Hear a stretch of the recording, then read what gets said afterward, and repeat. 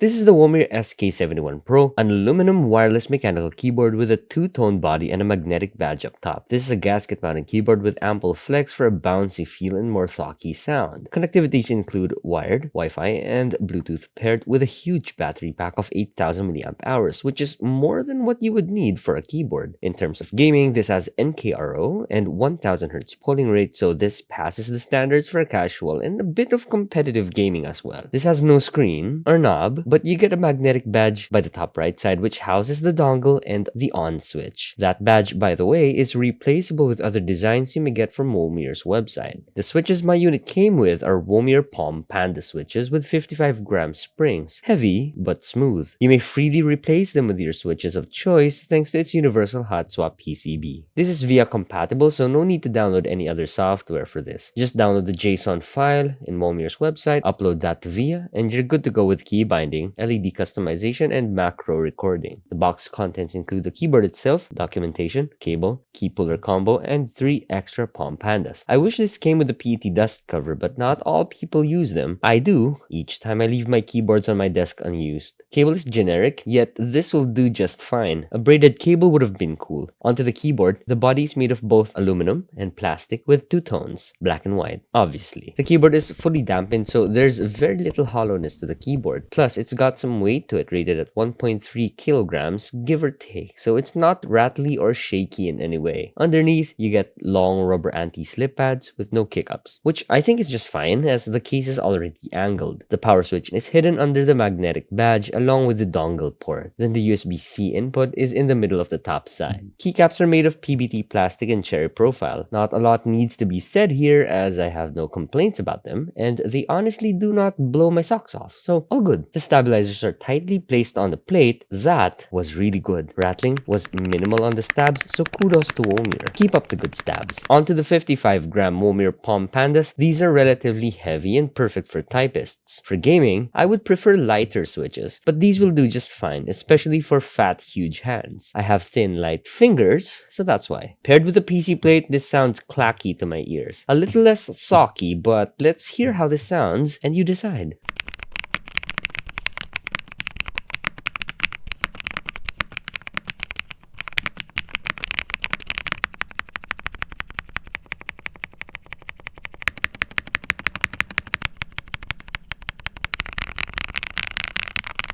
This is offered in 5 color options: black, white, pink, desert, and silver gray. The black colorway I feel was the safest color option to suit most PC builds, but I honestly was torn between this and the desert brown color. The white and pink colorways have a heart marked on its keycap colorway, and the gray has a gradient keycap design. Onto what we have here. The black and white combo was a good implementation for maximum contrast. You see it too on the keycaps with black legends on white and white legends on black. I wasn't totally a fan of the violet enter and escape key. Orange would have been a good combo, but that's just pure preference. Anyhow, the body does contain subtle branding by the arrow keys and by the upper right side. This also does not have any indicator lights on it, yet Winlock and Caps Lock make the keys glow in static white. Speaking of lights, this has lots of RGB modes, and thanks to the LED diffusers on the switches, they lessen the glare of the LEDs, making the shines more balanced throughout the board. Moreover, you get light bars on the top side, which you wouldn't see when the keyboard's in use, but sure, why not, right? Down in the description below is my affiliate link to Womier's website. Access those and get yourself your SK71 Pro. I earn a bit of commission from those, so go treat me to some coffee. Thanks, and bye.